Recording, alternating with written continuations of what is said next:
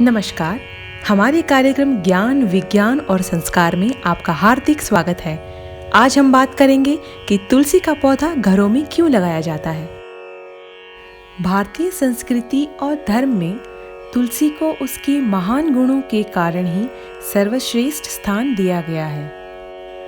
तुलसी अति प्राचीन और कल्याणकारी है।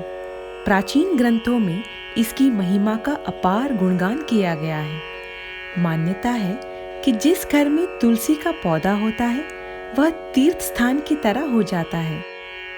तुलसी जी को शास्त्रों में पूजनीय, पवित्र और देवी का स्वरूप माना गया है। तुलसी के पौधे की उत्पत्ति के संबंध में स्कंद पुराण में एक कथा का वर्णन मिलता है। समुद्र मंथन में जब भगवान विष्णु को अमृत कलश की प्राप्ति हुई तो भगवान बहुत प्रसन्न हुए। अति प्रसन्नता के कारण उनके नेत्रों से खुशी के कुछ आंसू छलक पड़े।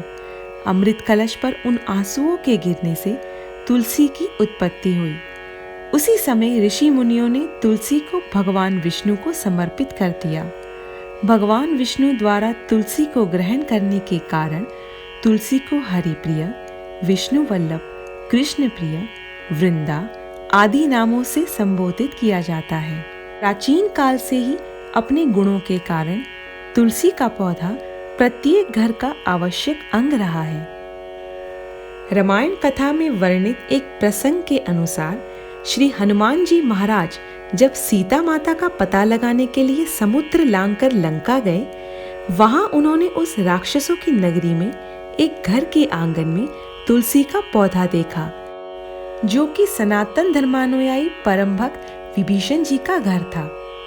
तुलसीदास जी ने भी लिखा है, रामायुध अंकित ग्रह शोभावरनि न जाय, नव तुलसी का वृंद तह देखि हर्ष कपिराय।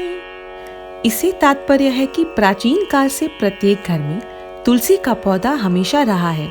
स्त्रियां इसके पूजन के द्वारा अपने सौभाग्य और वंश की समृद्धि की रक्षा करती है। इसीलिए प्रत्येक ब्याहता नारी को प्रातः काल स्नान आदि से निवृत्त होकर मस्तक पर सिंदूर आदि धारण कर तुलसी पूजन अवश्य करनी चाहिए। कार्तिक मास में तुलसी का पौधा लगाने का विशेष महत्व है।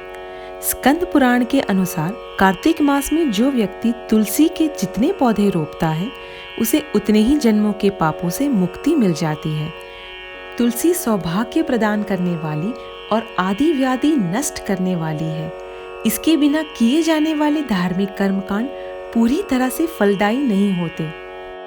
ब्रह्मवैवर्त पुराण में तुलसी के बारे में कहा गया है कि हजारों घड़े अमृत से स्नान करने पर भी भगवान विष्णु उतने प्रसन्न नहीं होते जितने वे तुलसी का एक पत्र चढ़ाने से होते हैं। इसी तरह मृत्यु के समय जिसके मुख में तुलसी के दल का एक कण भी प्रवेश कर जाता है वह अवश्य ही विष्णु लोक की ओर प्रस्थान करता है।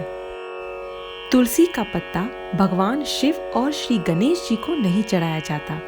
इसी संदर्भ में असुर राजा जलंधर की एक कथा है, जिसकी पत्नी वृंदा ही तुलसी बन गई थी। शिवजी ने ही जलंधर का वध किया था, इसीलिए शिव पूजन में तुलसी के पत्तों का प्रयोग नहीं किया जाता। दूसरी कथा के अनुसार एक बार श्री गणेश जी ने तुलसी का विवाह प्रस्ताव यह कहकर ठुकरा दिया था कि वह ब्रह्मचारी है। यह सुनकर तुलसी ने नाराज होकर उन्हें 2 विवाह का श्राप दे दिया था। इसके बाद गणेश जी ने भी तुलसी को एक राक्षस से विवाह का श्राप दे दिया। इसीलिए गणेश पूजन में भी तुलसी का प्रयोग नहीं किया जाता। पंचामृत में तुलसी पत्र का होना आवश्यक है, अन्यथा यह प्रसाद भोग देवताओं को नहीं चढ़ाया जाता। ऐसा कहा जाता है कि जो तुलसी मिश्रित चरणामृत का नियमित सेवन करता है वह सब पापों से छुटकारा पाकर अंत में सद्गति को प्राप्त करता है।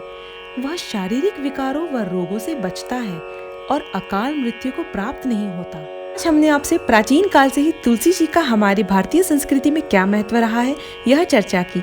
तुलसी जी के गुणों के बारे में हम आपसे भाग 2 में चर्चा करेंगे। आपसे फिर मिलेंगे नए वीडियोस के साथ। तब तक सबका मंगल हो। प्लीज सब्सक्राइब अवर चैनल ज्ञान विज्ञान और संस्कार। धन्यवाद।